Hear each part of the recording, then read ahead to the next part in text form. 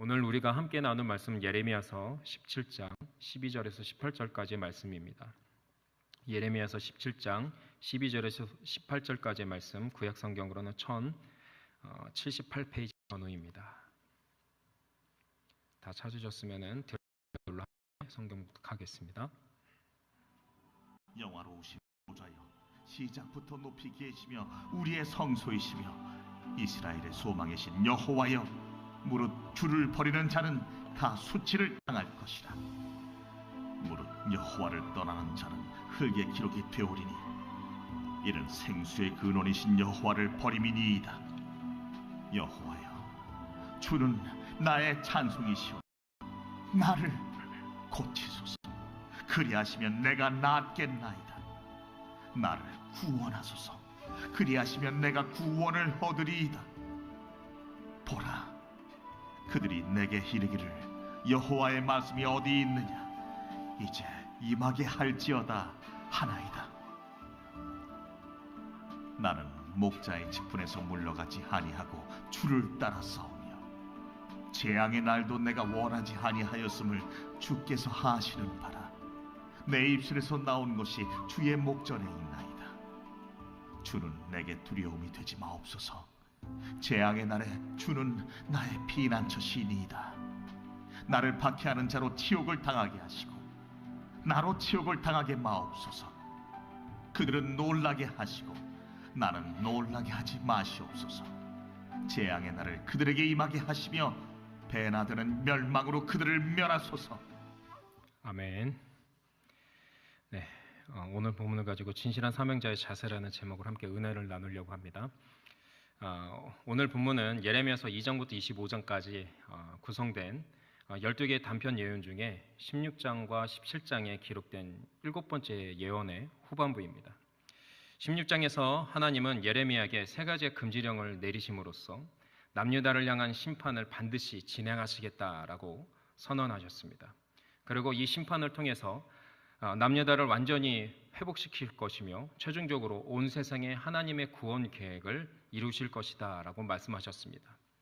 이후 17장 1절에서 11절까지 말씀을 보면은 하나님은 하나님을 의지하고 의뢰하는 자는 시냇가에 심어진 나무처럼 복을 받을 것이다 라고 말씀하십니다.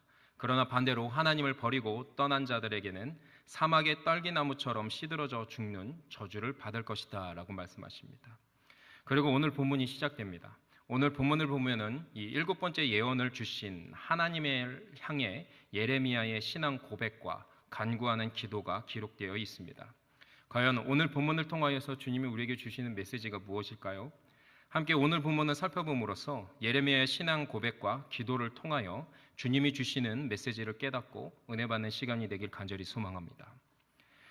다 함께 본문 12절에서 13절의 말씀을 함께 읽도록 하겠습니다. 시작. 영어로우신 보좌여, 시작부터 높이 계시며 우리의 성소이시며 이스라엘의 소망이신 여호와여, 무릇 주를 버리는 자는 다 수치를 당할 것이니라. 무릇 여호와를 떠나는 자는 흙의 기록이 되오리니 여호와를 버림이니이다. 아멘.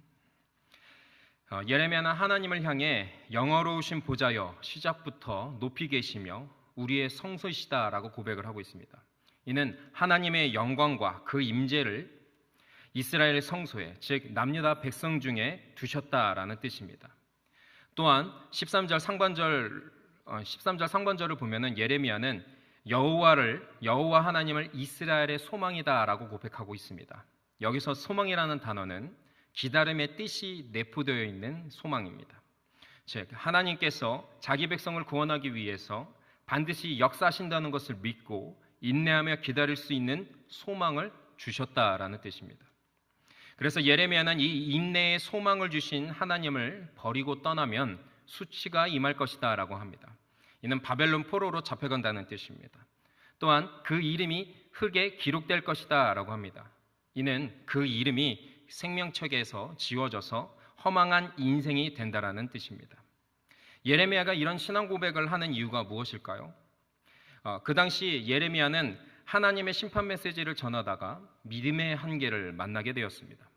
아무리 열심히 하나님의 말씀을 전해도 남유다는 나아지는 게 없었습니다.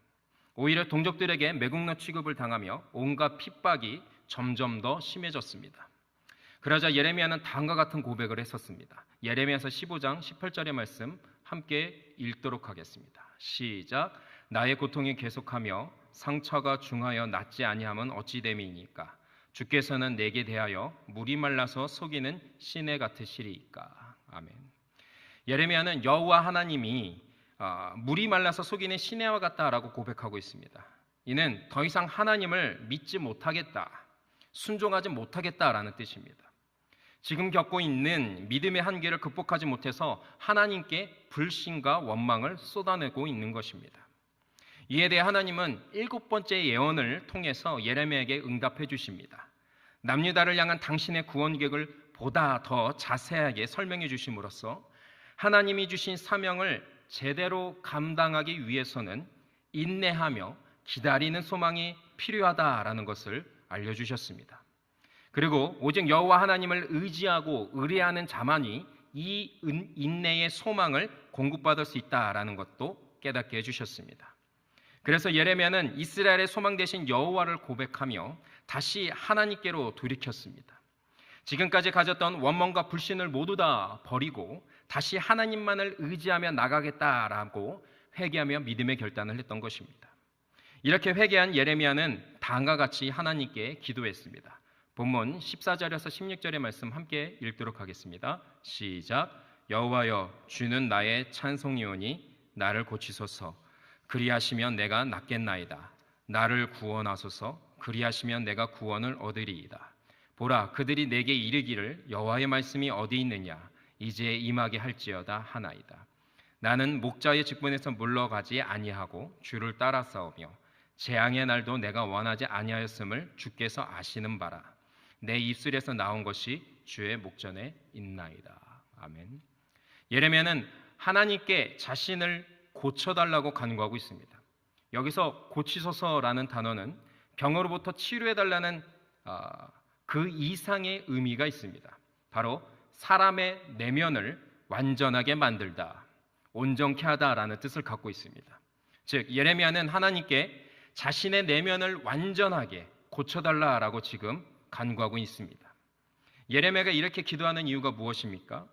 예레미야서 17장 9절에서 10절의 말씀을 함께 읽도록 하겠습니다. 시작. 만물보다 거짓되고 심히 부패한 것은 마음이라. 누가 능히 이를 알리요마는 나 여호와는 심장을 살피며 폐부를 시험하고 각각 그의 행위와 그의 행실대로 보응하나니. 아멘. 예레미야는 하나님의 7번째 예언을 통하여서 자신이 지금 겪고 있는 문제, 즉 믿음의 한계를 극복하지 못하는 원인이 무엇인지를 깨닫게 되었습니다. 이는 하나님이 불의해서, 하나님이 뭔가 잘못하셔서가 아니라 예레미야 자신의 부패한 마음 때문에, 불완전한 내면 때문이다라는 것을 알게 된 것입니다. 그렇기 때문에 하나님의 선지자로서 아무리 열심히 활동을 해도 내 안에 부패한 심령이 자꾸 하나님을 향해 불신하게 만들고 의심을 품게 만들며 원망하게 만든다라는 것입니다. 그래서 예레미야는 사람의 심장을 살피며 폐부를 시험하시는 전지하신 여호와 하나님께 자신의 부패한 심령을 고쳐달라고 간구하고 있는 것입니다. 오직 여호와 하나님만이 고칠 수 있다라는 믿음을 갖고 지금 간구하고 있는 것입니다. 이후 오늘 본문 15절에서 16절을 보면은 예레미야는 동족들의 조롱을 고발하고 있습니다. 남유다 백성은 심판 메시지를 들어도 하나님의 말씀이 어디 있느냐, 이제 임하게 보여달라라고 계속해서 예레미야를 향해 조롱하고 멸시했습니다. 그럼에도 예레미야는 이들을 향해 계속해서 하나님의 심판 메시지를 전했다고 합니다.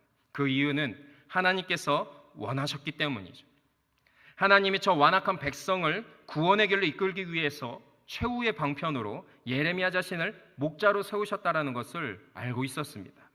그래서 예레미야는 온갖 조롱과 멸시를 감수하면서 목자로서의 사명을 끝까지 감당해 왔다라는 것입니다. 그럼에도 지금 하나님께 이렇게 기도하는 이유는 이 동족들로부터 받는 조롱과 핍박, 살해의 위협 속에서 하나님이 주신 사명을 끝까지 온전히 감당하기를 소망하고 있기 때문입니다. 그래서 이전보다 더 적극적으로 하나님께 나아가며 그 동족들로부터 받는 상처들을 회복시켜 달라고 더 적극적으로 기도하고 있는 것입니다. 이후 예레미야는 마지막으로 다음과 같이 기도했습니다. 본문 17절에서 18절의 말씀 함께 읽도록 하겠습니다. 시작. 주는 내게 두려움이 되지 마옵소서. 재앙의 날에 주는 나의 피난처이시니이다. 나를 박해하는 자로 치욕을 당하게 하시고 나로 치욕을 당하게 하지 마옵소서. 그들은 놀라게 하시고 나는 놀라게 하지 마옵소서. 재앙의 날을 그들에게 임하게 하시며 배나 되는 멸망으로 그들을 멸하소서. 아멘.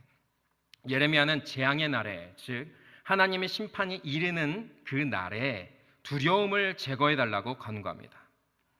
이는 재앙의 날, 즉 하나님이 심판을 행하실 때에 자신이 그 심판의 대상이 되지 않게 해달라고 간구하고 있는 것입니다. 그리고 예레미야는 자신을 박해하는 자들에게 치욕을 주어 그들을 제거해달라고 지금 간구하고 있습니다. 이는 단순히 원수를 갚아달라는 개인적인 기도가 아닙니다. 이는 하나님의 선지자로서 사명을 온전히 감당할 수 있도록 저 방해하는 원수들을 다 제거해달라, 해결해달라라고 지금 하나님께 간구하고 있는 것입니다. 이처럼 예레미야는 선지자 사명을 감당할 때 받는 상처와 고통을 호소하면서 빨리 이 상황을 해결해달라고 하나님께 지금 간구하고 있습니다. 여기까지가 오늘 본문의 내용입니다. 오늘 본문을 우리에게 적용해 보면서 결론을 맺길 원합니다. 오늘 본문에서 예레미야는 하나님의 심판 메시지를 전할 뿐만 아니라 이를 통해서 겪는 멸시와 조롱, 상처와 고난 등을 인내하며 사명을 감당하고 있습니다. 주님은 이런 예레미야의 모습을 통하여서 하나님 앞에서 진실한 사명자의 자세가 무엇인지 우리에게 가르쳐주고 있습니다.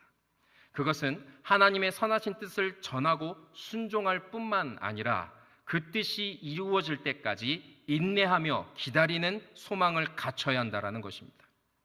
아무리 대단한 사명을 받았다 할지라도, 아무리 놀라운 말씀을 깨달았다 할지라도 그 뜻이 이루어질 때까지 인내할 줄 모른다면은 하나님이 인도하시는 이 사명을 끝까지 감당할 수도 없으며 그 뜻이 이루어지는 것 또한 볼 수 없다라는 것입니다. 그러므로 오늘 본문을 통하여서 우리 신앙생활 중에서 어떻게 우리가 인내하면서 살고 있는지를 점검해 봤으면 좋겠습니다. 매일 말씀을 묵상하고 깨닫는 삶을 살아가지만은 우리가 처한 현실은 수많은 불의한 일들이 연속해서 일어나고 있습니다.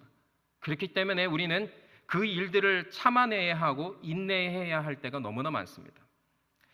우리는 현실이 아무리 부조리하고 하나님의 진리에 벗어나 있을지라도, 세상에 아무리 어둡고 혼탁할지라도 하나님이 우리에게 주신 이 약속의 말씀을 붙잡고 그 약속이 온전히 이루어질 때까지 인내하고 소망을 간구하는 저와 여러분이 되길 간절히 소망합니다. 주님은 분명히 약속해 주셨습니다. 로마서 5장 3절에서 4절의 말씀입니다. 함께 읽도록 하겠습니다. 시작. 다만 이뿐 아니라 우리가 환난 중에도 즐거워하나니 이는 환난이 인내를, 인내는 연단을, 연단은 소망을 이루는 줄 알미로다. 아멘. 하나님이 우리에게 주신 사명을 우리가 깨닫고 순종하지만 우리가 하나님께서 이 모든 과정을 통하여서 우리를 인내하는 그 과정을 통하여서 우리의 성품을 연단시켜 주시며 그 연단된 성품을 통하여서 우리에게 구원의 소망을 이루도록 만들어 주신다고 분명히 주님은 로마서를 통해서 우리에게 약속해 주셨습니다.